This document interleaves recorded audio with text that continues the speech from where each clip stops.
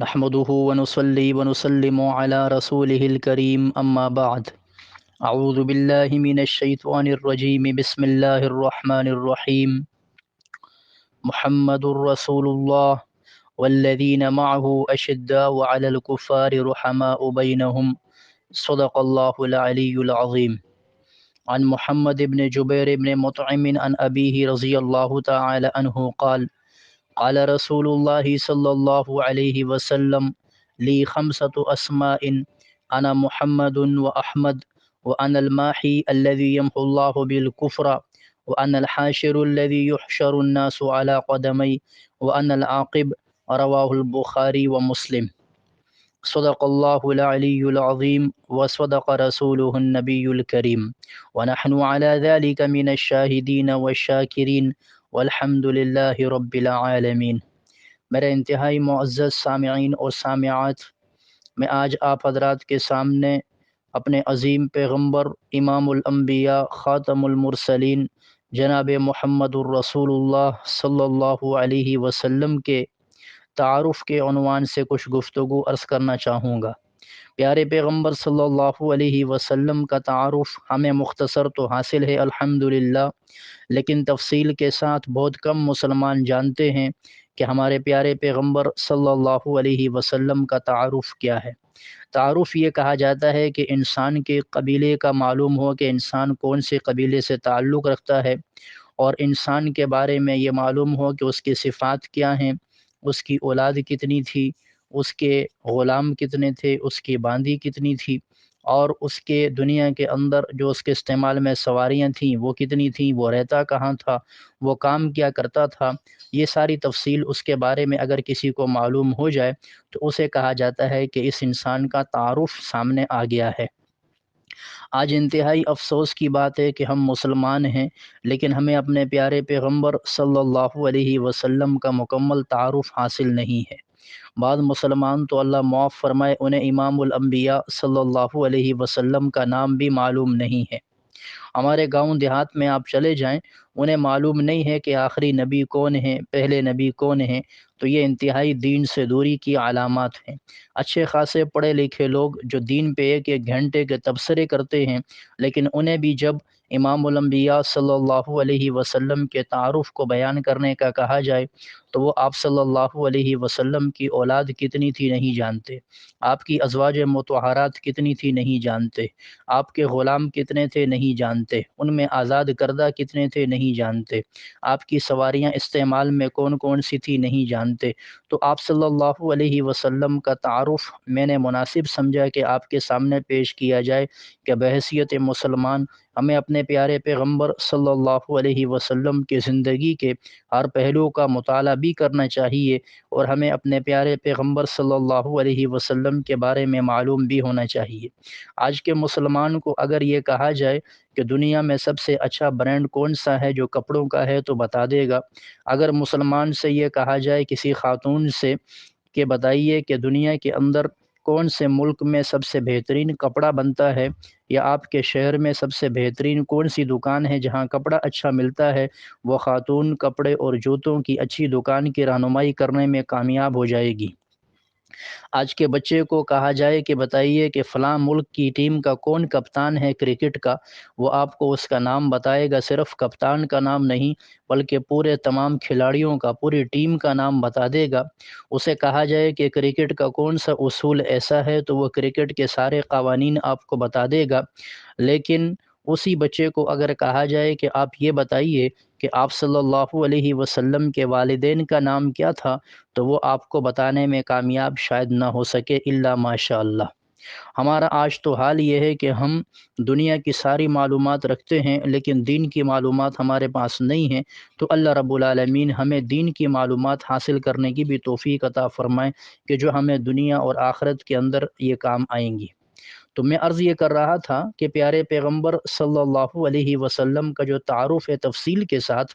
وہ مختلف علماء نے نقل کیا ہے۔ میں آپ کے سامنے علامہ ابن جوزی رحمۃ اللہ علیہ متوفہ سن 597 ہجری کی کتاب ہے صفت الصفوہ، اس کے ابتداء میں انہوں نے ایک باب قائم کیا، باب و ذکر نبینا محمد صلی اللہ علیہ وسلم و ذکر نسبہ، کہ آپ صلی اللہ علیہ وسلم جو ہمارے نبی ہیں ان کا ذکر اور ان کے نسب کا یعنی ان کے خاندان کا تذکرہ۔ تو آپ صلی اللہ علیہ وسلم کا جو تعارف انہوں نے کروایا ہے، آپ کا پورا نسب نامہ نقل کیا ہے۔ حضرت عمر بن حفص السدوسی روایت فرماتے ہیں، فرمایا ہوا محمد بن عبداللہ بن عبد المطلب بن ہاشم بن عبد مناف بن قصی بن کلاب بن مرہ بن کعب بن لوئی بن غالب بن فہر بن مالک بن نضر بن کنانہ بن خزیمہ بن مدرکہ بن الیاس بن مزر بن نزار۔ آپ صلی اللہ علیہ وسلم کا تعارف یہ نقل کیا کہ آپ کا نام محمد ہے، آپ کے والد صاحب کا نام عبداللہ ہے، ان کے والد کا نام عبد المطلب ہے، ان کے والد کا نام ہاشم، پھر ان کے والد کا نام عبد مناف، پھر قصی، پھر کلاب، مرہ، کعب، لوئی، غالب، فہر، مالک، نظر، کنانہ، خزیمہ، مدرکہ، الیاس، مضر اور پھر نزار۔ یہ تمام جو یہ ایک صحیح سند کے ساتھ جو روایت ہم تک پہنچتی ہے آپ صلی اللہ علیہ وسلم کے آباء و اجداد کے بارے میں، تو یہ ہے۔ تو اس روایت میں آپ صلی اللہ علیہ وسلم کے والد کا نام عبداللہ آ گیا، اور آپ کے دادا کا نام عبد المطلب ہے، آپ کے پردادا کا نام ہاشم ہے، اور ان کے والد کا نام عبد مناف ہے۔ آپ صلی اللہ علیہ وسلم کو اللہ نے یہ اعزاز بخشا ہے کہ پیارے پیغمبر صلی اللہ علیہ وسلم کی زندگی سے جڑی ہر چیز کو آپ نے قیامت تک کے لیے محفوظ فرما دیا۔ دنیا کا کوئی انسان ایسا نہیں ہے کہ جس کی زندگی سے جڑی ہوئی ہر چیز محفوظ ہو جائے۔ دیگر انبیاء کرام کے مختلف حالات ہمارے سامنے آئے ضرور ہیں، بعض انبیاء کے نام آئے، بعض کی تفصیلیں بھی آئیں، بعض کے نام نہیں آئے، لیکن امام الانبیاء صلی اللہ علیہ وسلم کا یہ معجزہ ہے کہ آپ کی پیدائش کے پہلے سے حالات سے لے کر آپ صلی اللہ علیہ وسلم کے دنیا سے جانے تک، اور آپ کے بعد پھر قیامت تک کے سارے احوال اور تذکرے اللہ رب العالمین نے محفوظ فرما دیے، اور اس امت کو یہ خدمت عطا فرمائی کہ اس نے اپنے پیارے پیغمبر صلی اللہ علیہ وسلم کی ہر ایک زندگی کے گوشوں کو محفوظ رکھا ہے۔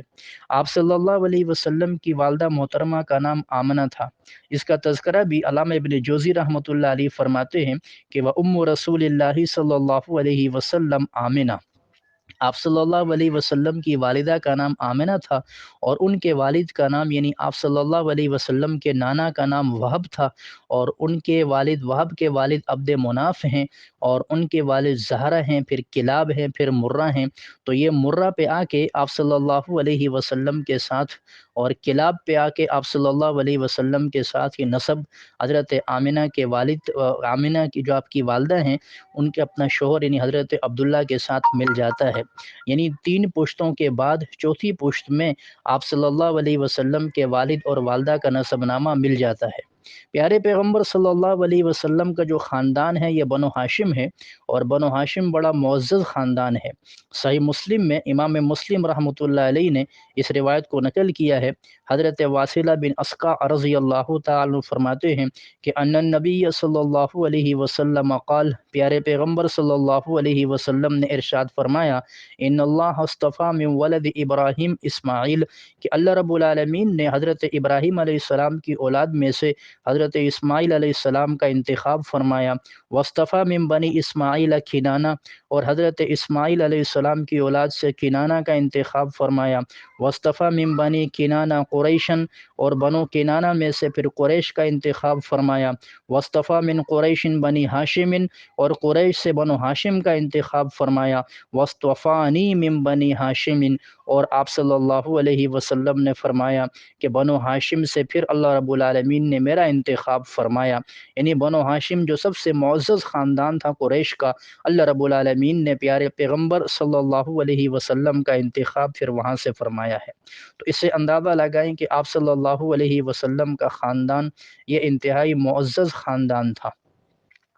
پیارے پیغمبر صلی اللہ علیہ وسلم کے والدین کا تذکرہ آپ کے سامنے آیا، دادا کا تذکرہ آپ کے سامنے آیا، نانا کا تذکرہ بھی آپ کے سامنے آ گیا۔ اب میں آپ کے سامنے یہ بیان کروں گا کہ آپ صلی اللہ علیہ وسلم کے چچا کتنے تھے اور ان کے نام کیا تھے۔ تو حضرت ابن سائب کی روایت سے علامہ ابن جوزی فرماتے ہیں کہ ہم 11 کہ آپ صلی اللہ علیہ وسلم کے 11 چچا تھے۔ نمبر 1 حارث، نمبر 2 زبیر، نمبر 3 ابو طالب، نمبر 4 حمزہ، نمبر 5 ابو لہب، نمبر 6 غیداق، نمبر 7 مقوم، نمبر 8 زرار، نمبر 9 عباس، نمبر 10 قسم، اور نمبر 11 جہل۔ یہ جو جہل ہے اس کا نام مغیرہ تھا، اور اس کے علاوہ بعض لوگوں نے کہا کہ آپ کے چچا 10 تھے، انہوں نے قسم کا ذکر نہیں کیا، لیکن یہ آپ صلی اللہ علیہ وسلم کے 11 چچا ہیں۔ ان میں سے حضرت حمزہ رضی اللہ تعالی عنہ ہیں، یہ مسلمان ہوئے ہیں آپ صلی اللہ علیہ وسلم کے چچا میں سے،